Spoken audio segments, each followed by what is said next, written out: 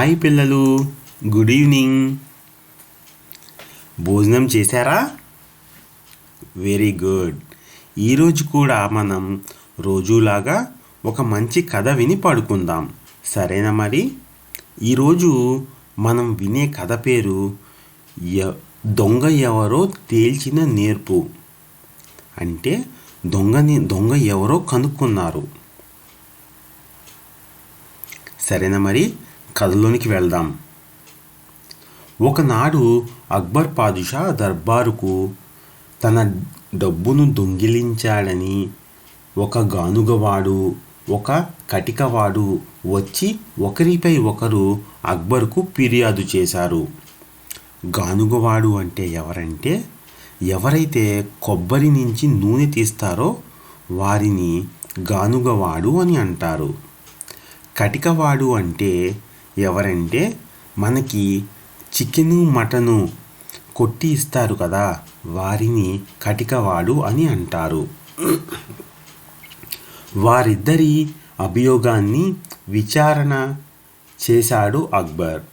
తాను అంగడిలో కూర్చుని ఉండగా కటికవాడు వచ్చి నూనె కావాలని తనను అడిగాడని, తన లోపలికి వెళ్ళి నూనె తీసుకుని వచ్చేలోపుగా తన గల్లాలోని డబ్బును కటికవాడు అపహరించాడని వివరించాడు నూనెవాడు.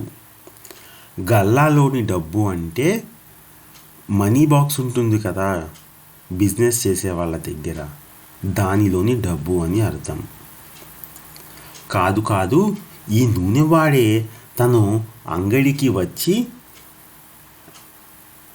గానుగ నూనెను ఇచ్చి తనకు మాంసం ఇమ్మమని నూనెను తీసుకొని దుకాణం లోపల ఉంచడానికి వెళ్ళి రాగా ఈ నూనెవాడు తన దుకాణంలోని గల్లాపెట్టెలోని డబ్బును అపహరించాడని తన అభియోగాన్ని వివరించాడు కటికవాడు.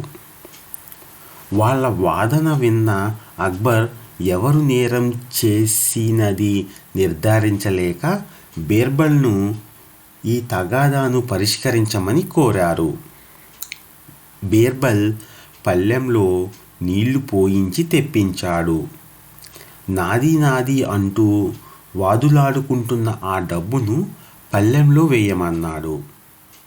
ఆ డబ్బు నీళ్ళలోపల పడడంతో జిడ్డు నీటిపై తేలింది.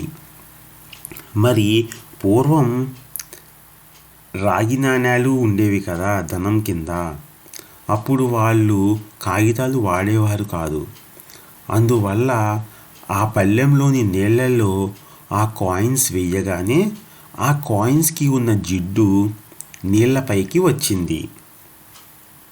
దీనితో అక్బర్ ఆ డబ్బు గానుగవాడిదేనని, కటికవాడిదే అయితే నీళ్లు దుర్వాసన వేయాలని చెప్పి సొమ్ము గానుగవాడిదని తీర్పు చెప్పాడు. కటికవాడిని నిర్బంధించి అడగగా అతడు తానే నేరం అంగీకరించాడు. వారి నుండి చెమరి కొంత డబ్బును, ఆ దొంగిలించబడిన డబ్బును గానుగవాడికి ఇచ్చి బీర్బల్ పంపించి వేశాడు. చూసారా పిల్లలు, ఒక చిన్న తెలివైన పనితో బీర్బల్ ఎవరు దొంగో కనిపెట్టాడు. Very good. కథ బాగుందా? కథ బాగుంటే లైక్ చేసి, షేర్ చేసి, సబ్స్క్రైబ్ చేయండి. మీ ఫ్రెండ్స్ అందరికీ ఈ కథను షేర్ చేసి వినమని చెప్పండి, సరేనా? మరి పడుకుందామా?